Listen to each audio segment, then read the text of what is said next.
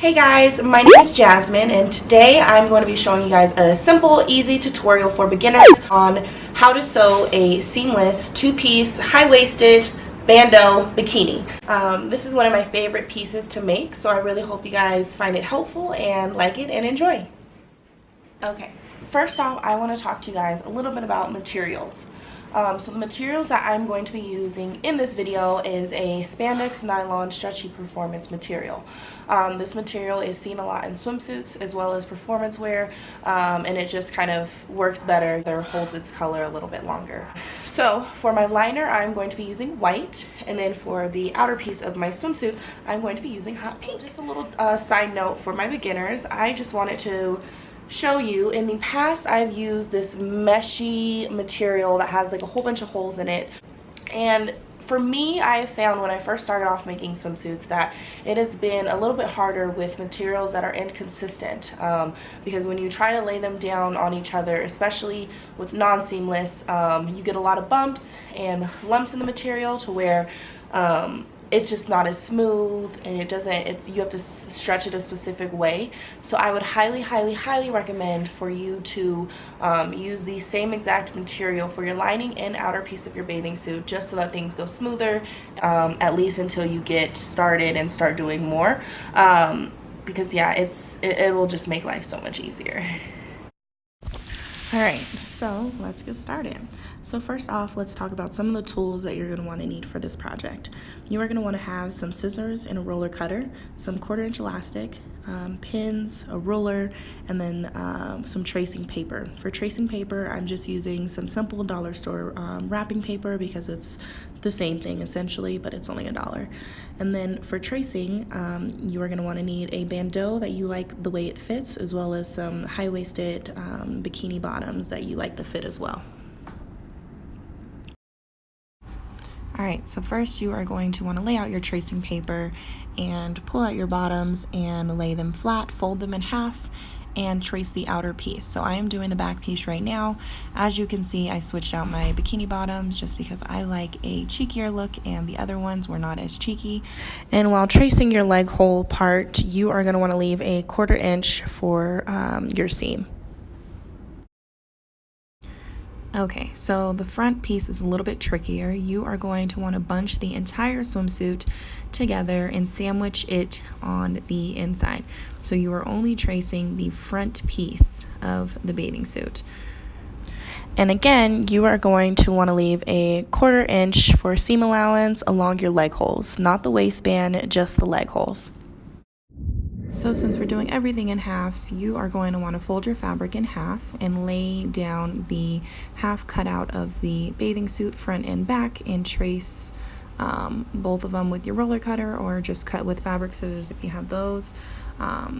So here I am pinning down my cutout, and you are going to want to lay it on the folded side of your fabric before cutting.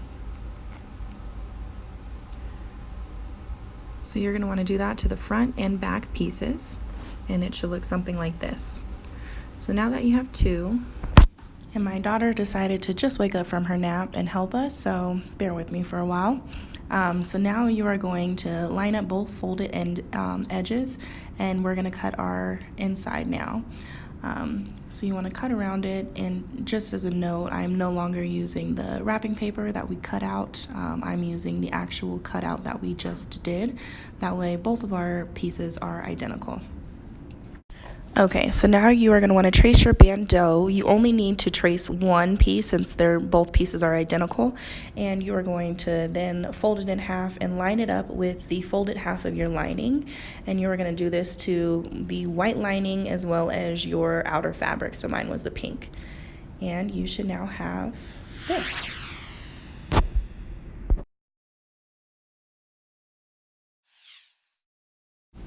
Okay, so now that we have all of our cutouts, I'm going to lay the back pieces together, and I'm just going to go ahead and cut a little U in the back of the bandeau, just to kind of make it different from the front piece, and it adds a little character to the top as well. So now my back pieces look like this. So the next thing that we are going to want to do is to add the pink with the pink and the white with the white. So you want to make sure that the right sides are together of your bandeau. So right side's facing up on the back part and right side facing down on the front part. And then I'm going to take this over to my sewing machine and sew both sides, the short sides of the bandeau, and then also I'm going to be sewing the leg holes of the bottoms. So again, bottom should be pink, white, right sides together. So pink, white, right sides together, and sew the leg holes. And then your top should be white, white, pink, pink, and we're gonna sew the short sides together, right sides together on everything. And for sewing, I am using my Singer 3232, and then for thread, I am using a polyester thread. You can also use woolly nylon if you have that, and you want to avoid a cotton thread just because it gets weakened by chlorine and salt. Alright, so it is time to put these babies together. So first you want to make sure, we're going to start with our top, and you're going to want to make sure that the rough side of the seam is out, and then for the liner you want to make sure that the rough side of the seam is on the inside. And we are going to match up. As you can see, I got a little lost. This is why we cut the U in the back. We're going to match up the U shapes in the back together, and we are going to make sure that the right side of the seams are together. And we're going to just sew along the bottom portion of the bandeau. And then we're going to move over to the bottoms, and you are going to want to turn these babies right sides out. So turn both of them right sides out. As you can see, they're starting to look seamless. So once they're right sides out, you're going to lay them down together with the lining pieces matching and the waistband matching at the top. And then you are going to match right sides together for the hip pieces, and you're going to sew right across the top. So when you get back to your sewing machine, you're going to want to cut off any strings that you haven't cut off already. And then when you start with the bandeau, it's always good to start at the seam and meet the seam back around. So we're sewing along the long side of the bandeau at the bottom, and you're going to just start at the seam and then follow the bottom portion of the bandeau all the way around.